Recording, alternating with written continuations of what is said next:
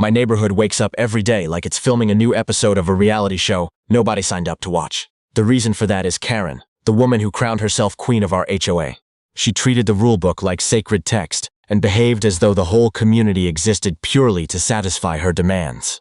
Fines for a trash can sitting crooked by half an inch, citations for grass that dared grow too freely, warnings for what basically amounted to existing too loudly. Karen always dug up something to complain about, but nothing, absolutely nothing, could have readied us for the bizarre stunt she was about to pull. Stick around and let us know in the comments where in the world you're tuning in from. We're curious how far this story reaches.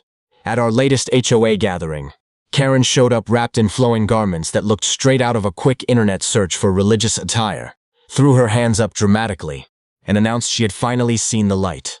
The whole room went silent. Even the ceiling fan seemed to slow down, as if it wanted a front row seat to this disaster. Karen then revealed she had converted to Islam, and apparently, in her mind, this spiritual shift now granted her the authority to impose new religious rules on the entire neighborhood. We all just stared at her, stunned. She kept going, insisting there would be no more pork, no more beer, no alcohol whatsoever, because it was now forbidden. I looked at her, genuinely wondering if she'd hit her head walking over, or if someone had handed her a script meant for a comedy sketch. Her converting was her own business, fair enough, good for her, but roping the whole neighborhood into her personal spiritual journey? Not happening. She shot dirty looks at anyone who so much as flinched, then declared that anyone who broke these fresh rules would be fined. Real fines with dollar amounts printed on official-looking slips. She pulled out a stack of them like she'd been rehearsing this moment for years. My blood pressure was already doing somersaults, but I stayed quiet, watching her flaunt her newfound authority like it was some kind of magic wand.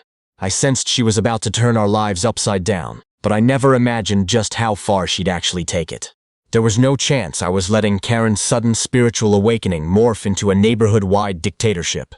I had zero issue with her personal choice, but I also valued my right to enjoy a cold beer after a rough shift without being monitored by someone who suddenly thought she was our self-declared prophet. I ate beef whenever I felt like it, grilled pork ribs on the weekends, and popped open a beer just to spite her brand new commandments. I wasn't bothering a single soul, wasn't violating any actual rule, and I definitely wasn't about to kneel to her self-appointed spiritual throne. So obviously, Karen took it as a personal attack, because that's just who she was. One Friday evening I was relaxed on my porch, feet propped up, sipping a cold beer while the breeze rolled through. The sunset was gorgeous, birds were singing, everything felt calm, until Karen came marching toward me like a glitching robot, set to maximum chaos. She slammed a $70 fine down on my table with enough force to squash a bug. I burst out laughing and told her there was no world in which I'd be paying that. She squinted at me and warned that ignoring her fines meant I was inviting bigger trouble. I told her the only trouble around here was her haircut, and she stormed off in a fury. 2 days later, she caught me grilling burgers, scribbled out another fine, and muttered something about my defiance. I brushed her off again. A third fine showed up the following week, accompanied by a dramatic little speech about how I was pushing her patience and courting consequences from above. I told her to bring on whatever she needed to bring. She glared at me, leaned in close, and swore she'd teach me a lesson I'd never forget. I didn't take her seriously. I figured she'd just keep churning out fines like a malfunctioning printer. I had no clue she was cooking up something reckless. Something so outrageous, it would leave the whole neighborhood speechless and force everyone to reconsider everything they thought they knew about her. One morning, before the sun had even fully made up its mind, a violent pounding hit my front door, paired with shouting loud enough to rattle my mailbox. It wasn't even 9 a.m.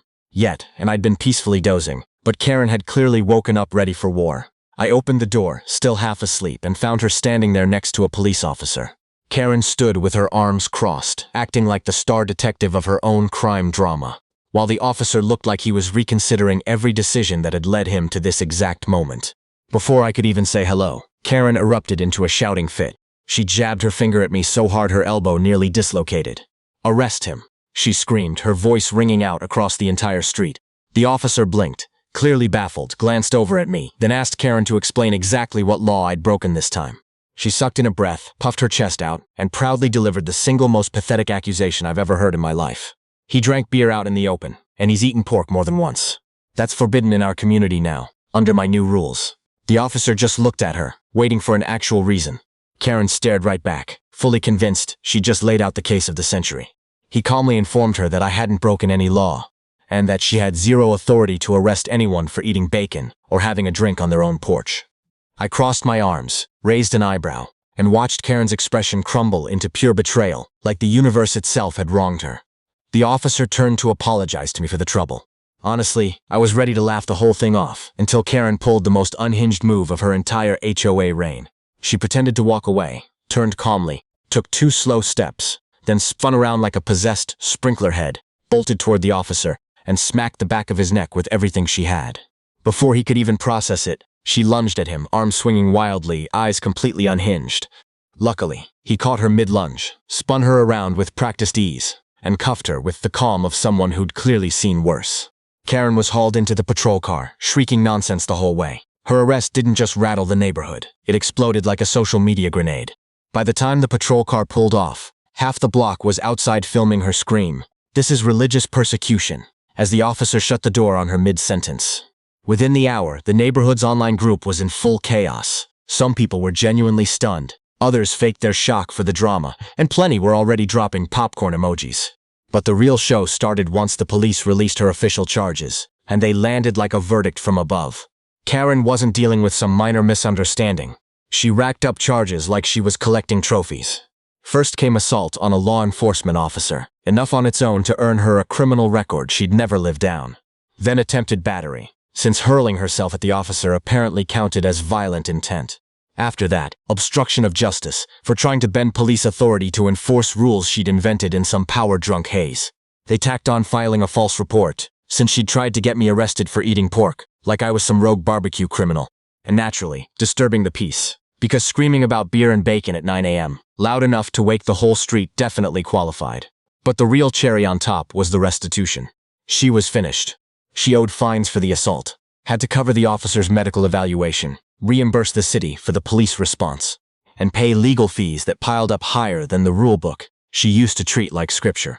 Her bank account went from thriving to gutted almost overnight. Then came the fallout nobody had warned her about. She was stripped of her HOA presidency on the spot, permanently banned from holding any HOA position ever again, and hit with a restraining order, keeping her at least 50 feet away from both me and the officer. The neighborhood finally exhaled. Without Karen running things, everything felt calm, almost eerily so. The woman everyone once feared vanished, leaving behind nothing but memes, screenshots, and one unforgettable story. She tried to get someone arrested over bacon, and ended up torching her entire life instead. The end.